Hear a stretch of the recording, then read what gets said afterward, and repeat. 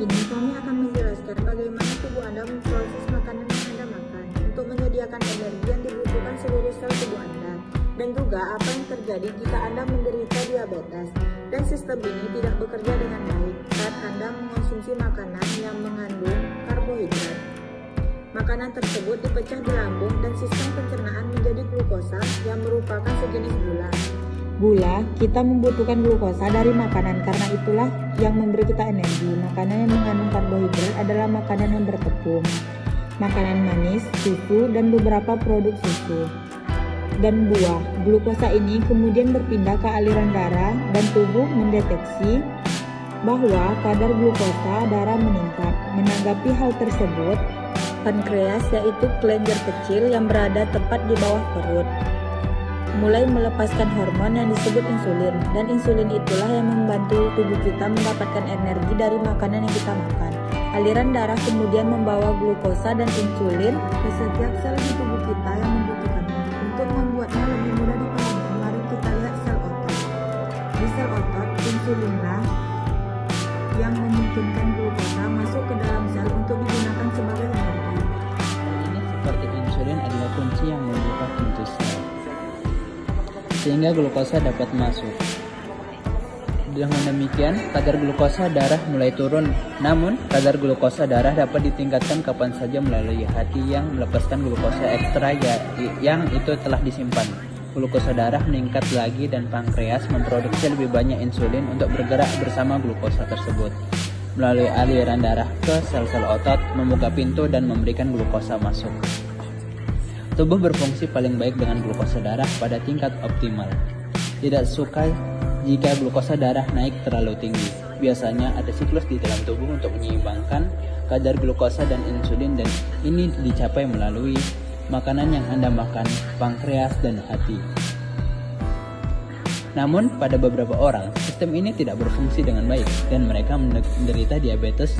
Ada dua tipe utama diabetes, tipe 1 dan tipe 2. Pada diabetes tipe 1, tubuh tidak memproduksi insulin sama sekali. Hal ini disebabkan oleh respon autoimun di mana tubuh telah menghancurkan sel-sel penghasil insulin di pankreas. Kami tidak sepenuhnya mengetahui mengapa hal ini terjadi pada beberapa orang dan tidak pada orang lain. Diabetes tipe 1 menyumbang sekitar 10% dari seluruh kasus. Penyakit ini paling sering ditemukan pada usia di bawah 40 tahun dan merupakan jenis diabetes yang paling umum ditemukan pada masa kanak-kanak. Pada diabetes tipe 1,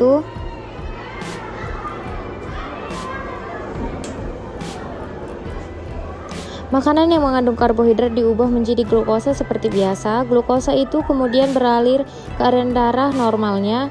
Tubuh akan memproduksi insulin untuk membiarkan glukosa tersebut masuk ke dalam sel. Namun pada diabetes tipe 1 tidak ada insulin yang diproduksi sehingga glukosa tidak dapat masuk ke dalam sel tubuh sama sekali. Sehingga kadar glukosa dalam tubuh naik dan turun. Tubuh mencoba menurunkan kadar glukosa, mencoba membuang glukosa melalui ginjal. Itu sebabnya penderita diabetes tipe 1 yang tidak terdiagnosis cenderung sering ke toilet untuk buang air kecil. Saat ginjal menyaring glukosa dari darah, ginjal juga membawa banyak air sehingga penderita diabetes akan merasa sangat haus.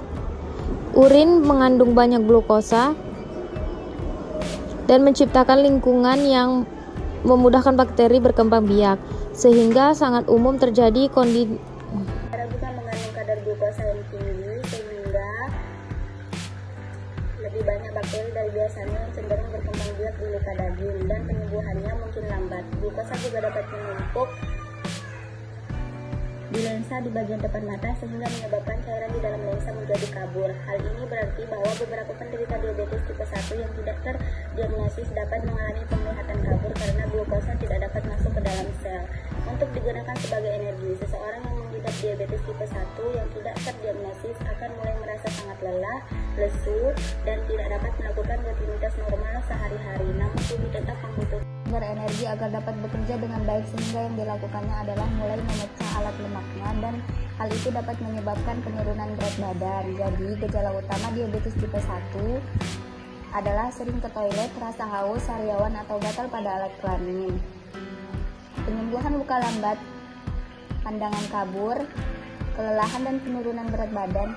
Gejala-gejala ini umumnya terjadi cukup cepat, seringkali dalam beberapa minggu, dan akan hilang setelah diabetes diobati dengan insulin. Diabetes tipe 2 menyumbang sekitar 90% dari seluruh kasus di dunia. Populasi penyakit ini paling umum terjadi pada kelompok usia di atas 40 tahun pada populasi kulit putih, dan pada kelompok usia di atas 25 tahun pada populasi Asia Selatan. Diabetes tipe 2 sedikit lebih kompleks karena ada lebih banyak proses yang bekerja. Mungkin tubuh tidak memproduksi cukup insulin, atau insulin yang diproduksi tidak bekerja dengan baik. Hal ini bisa terjadi karena kelebihan berat badan, karena penumpukan lemak dapat menghentikan kerja insulin dengan baik. Namun ini juga dapat terjadi pada orang dengan berat badan yang sehat. Jadi pada diabetes tipe 2, makanan yang mengandung karbohidrat dipecah menjadi glukosa di lambung dan sistem pencernaan seperti biasa. Glukosa itu kemudian berpindah ke aliran darah pankreas, mulai memproduksi insulin yang bergerak bersama glukosa melalui aliran darah ke seluruh sel tubuh yang membutuhkan glukosa untuk energi. Namun, glukosa tidak selalu bisa masuk ke dalam sel karena pintu sel terkunci yang telah menjadi berbulu dengan timbunan lemak. Itu berarti bahwa insulin tidak dapat membuka pintu sel dengan baik. Jadi, kadar glukosa dalam darah terus meningkat.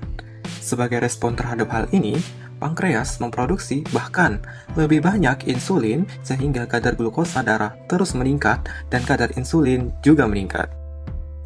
Situasi ini semakin rumit karena sel-selnya yang sangat membutuhkan energi mengirimkan sinyal darurat ke hati untuk melepaskan glukosa yang tersimpan.